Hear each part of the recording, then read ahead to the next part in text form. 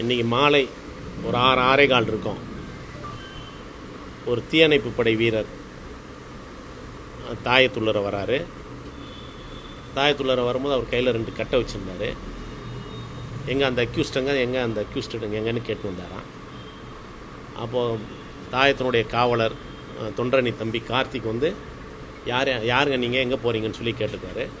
கேட்கும்போது கிட்ட வந்தால் குத்திடுவோன்னு சொல்லி ஒரு கையிலேருந்து பேனா எடுத்துகிட்டு பேனாவில் குத்த வந்திருக்காரு. குத்த வந்து நேராக விறுவிறுன்னு உள்ள 2வது மாடிக்கு போயிட்டார். 2வது மாடிக்கு போயிட்டு அங்கேருந்து ஒரு ஃபேனை வந்து கையில் வச்சுருந்து ஒரு கட்டையால் அடிச்சிருக்காரு. அடிச்சுட்டு அதுக்கப்புறம் எங்கள் தாயக பணியாளர் யுவராஜ் உட்காரக்கூடிய அந்த சீட்டில் போய் உட்கார்ந்தார். உட்கார்ந்தவர் மடமடன்னு என்ன பண்ணியிருக்காரு, அவர் போட்டிருந்த சீருடைய சட்டையை அவுத்தார், பனியனை அவுத்தார், வெறும் உடம்போட அங்கே உட்காந்துருக்கிறாரு. எங்கள் தாயத்தினுடைய இன்னொரு பணியாளர் மோகன்தாஸ் வந்து யாருங்க நீங்கள், என்னென்ன பெரியவரை, நீங்கள் போயிடுங்க, உங்களை நான் தேடி வரல, அக்யூஸ்ட்டை தேடி வந்திருக்கிறேன் அப்படின்னு இருக்கிறாரு. அப்புறம் அவர் வந்துட்டார். சரி பாவம் பிள்ளைக்கு வேர்க்குதுன்னு சொல்லி பெரிய மனுஷன் என்ன பண்ணியிருக்கார், ஃபேன் போட்டு விட்டுருக்காரு. ஃபேன் போட்டு விட்டோன்னே அவருக்கு ஃபேன் போட்டு விட்டவருக்கு நன்றி சொல்லியிருக்காரு. நன்றி சொன்னது பிறகு தகவல் எனக்கு வந்தது. நான் உடனே எங்கள் பகுதி செயலாளர் மாமா தென்றல் நிஜார்கிட்ட சொன்னேன். அவர் வந்தார். அவர் 100க்கு ஃபோன் அடித்தார். நானும் 100க்கு ஃபோன் அடித்தேன். காவல்துறை வந்தாங்க. காவல்துறை வந்து ஏசி டிசி எல்லாருமே வந்தாங்க.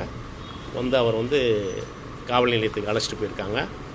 என்னாச்சுன்னு ஆய்வாளர்கிட்ட கேட்டேன். நாங்கள் விசாரிச்சுட்டு இருக்கிறோம், ஒரு விசாரணைக்கு ஒத்துழைக்க மாட்டேன்றாரு, ஏதோ மனநிலை பாதிக்கப்பட்டவர் மாதிரி இருக்கிறாரு அப்படின்ற மாதிரி ஆய்வாளர் சொன்னார். அவர் பேர் நான் ஏதாவது தெரியுமா சார் அப்படின்னு கேட்டோம். அவர் வந்து அல்போன்ஸ்ன்ற பேர் நேம் பேட்ஜ் வச்சுருக்காரு, அதை தவிர வேறு எதுவும் தெரியல அப்படின்னு சொன்னார். மதிமுக அலுவலகம் வந்து சென்னையுடைய மையப்பகுதியில் இருக்குது, எழும்பூர் மையப்பகுதியில் இருக்குது. எல்லாருமே இருக்கக்கூடிய ஒரு நேரத்தில் ஒரு நபர் உள்ள வந்திருக்காரு. இது எப்படி பார்க்குறீங்க? ஏதாவது வேற ஏதாவது எது மாதிரி சதி செயலாக பார்க்குறீங்களா, இல்லை காமனாக வேறு என்ன சொல்லுவாங்க? இல்லை சதி செயல் அப்படிலாம் சொல்ல முடியாது. ஏன்னு சொன்னால் மதிமுக அலுவலகத்துக்கு வரணும் அப்படின்னாலுமே இது வந்து இந்த அலுவலகத்துக்கு பேரே தாயகம்.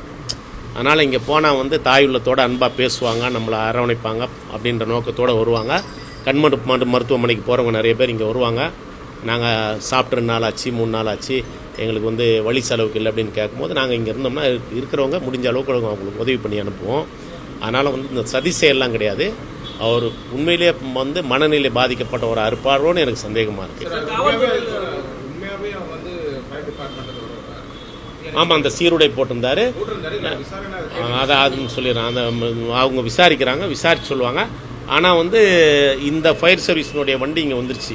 இது தகவல் சொன்னோன்னே வந்தோடனே நேரம் விறுவிறுன்னு போயிட்டு அந்த வண்டியில் தான் போய் ஏறி உட்காந்தாரு. ஏறி உட்காந்துட்டு என்ன ரயில்வே எங்கே போகணுன்னு கேட்கும்போது ரயில்வே ஸ்டேஷன்ட்ட விட்டுருங்க அப்படின்னு இருக்காங்க. அப்போ போலீஸ் என்ன பண்ணியிருக்காங்க, இவ்வளோ பெரிய வண்டி ரயில்வே ஸ்டேஷன் போகாது, வா எங்கள் வண்டியில் கூப்பிட்டு போகிறேன்னு சொல்லி அவரை வந்து போலீஸ் வண்டியில் ஏற்றி கூப்பிட்டு போயிருக்காங்க.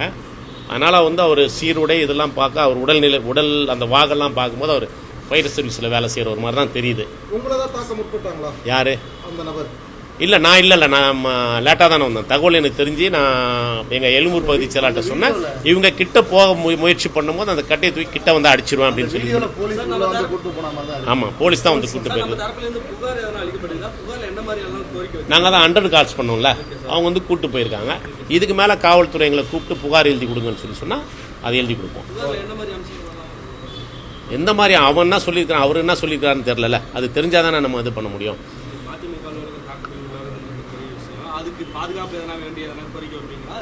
இல்லை பாதுகாப்பு கேட்க மாட்டோம். பாதுகாப்பு கேட்டு வாங்க வேண்டிய அவசியமும் மறுமலர்ச்சி திமுகவுக்கு இல்லை. நாங்கள் பாதுகாத்துக்குவோம்.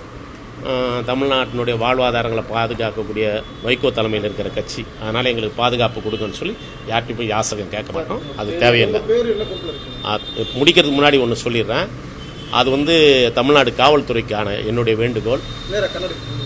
100 கால்ஸ் ஒருத்தர் அவசர உதவிக்கு வந்து 100 அழைச்சாங்கன்னா என்ன புகார் சொல்கிறாங்களோ அதை உடனடியாக கேட்டு பதிவு செய்யக்கூடிய வழக்கத்துக்கு வரணும். இந்த புகாரை நான் பண்ணும்போது சொன்னதே திரும்பி ரிப்பீட்டடாக 3-4 முறை நான் சொல்ல வேண்டிய சூழல் இருக்குது. நீங்கள் யார் பேசுகிறீங்க, உங்களுக்கு என்ன உதவி வேணும்னு சொல்லுங்கள் அப்படின்னு கேட்குறாங்க. அப்போ வந்து நம்ம என்ன சொல்கிறோன்னா, நான் வந்து என் பேர் ஜீவனுங்க, நான் மறுமலர்ச்சி திராவிட முன்னேற்ற கழகத்தினுடைய வடசென்னை கிழக்கு மாவட்ட செயலாளர். எங்கள் அலுவலகம் வந்து எக்மோரில் இருக்கிற எங்கள் தலைமையகம். அந்த அலுவலகத்துக்கு வந்து யாரோ ஒருத்தர் சீருடை அணிந்த ஒருத்தர் வந்து உருட்டு கட்டியோட வந்து தகராறு பண்ணுறாராம். நீங்கள் வந்து உடனே காவல்துறை அனுப்புங்க அப்படின்னு சொல்லி கேட்கும் போது திரும்பி எல்லாத்தையும் கேட்டுட்டு சார் உங்கள் பேரை சொல்லுங்கள் அப்படின்றாங்க. மீண்டும் பேரை சொல்கிறேன், மீண்டும் விஷயத்தை சொல்லுங்கன்றாங்க, மீண்டும் சொல்கிறேன். அப்புறம் 3வது முறையும் திரும்பி கேட்குறாங்க, 3வது முறையும் சொல்கிறேன். சொன்னதுக்கு பிறகு எக்மோர் எங்கே இருக்குதுன்னு கேட்குறாங்க, எக்மோர் எந்த டிஸ்ட்ரிக்டில் இருக்குதுன்னு கேட்குறாங்க. எக்மோர் வந்து சென்னையில் இருக்குதுமா, சென்னையில் எங்கே இருக்குது லேண்ட்மார்க் சொல்லுங்கன்றாங்க. அதாவது ஒரு புகார் வந்து ஒருத்தர் ஒரு பதட்டத்தில் கொடுக்குறாங்கன்னா அந்த புகாரை வாங்கி உடனடியாக வந்து அந்த மேல் நடவடிக்கைக்கு அனுப்புறதுக்கான முயற்சிகள் வந்து அந்த 100 அவசர போலீஸில் வந்து இருக்கணும். அது இல்லைன்னு சொல்லி சொன்னால் புகார் கொடுக்குறவங்க நான் கடைசியாக என்ன தெரியுமா சொன்னேன், நான் வெளிப்படையாகவே சொல்லிடுறேன். உங்கள்கிட்ட புகார் கொடுத்து நீங்கள் என் புகார் எடுத்து அங்கே போகிறதுக்குள்ளே எல்லா சோழியும் முடிஞ்சிடும், நீங்கள் வைங்கம்மா, நான் போய் எங்கள் வேலையை நாங்கள் பார்த்துக்குறோம் அப்படின்னு சொல்லி தான் ஃபோனை வச்சுட்டு இங்கே வந்தேன். அதனால் புகார் கொடுக்கும்போது அந்த புகாரை கனிவோடு கேட்டு தரவாக கேட்டு வந்து அவசரத்துக்கு வந்து உதவுறதுக்கு அந்த அவசர காவல் வந்து இருக்கணும்னு நான் கேட்டுக்கிறேன்.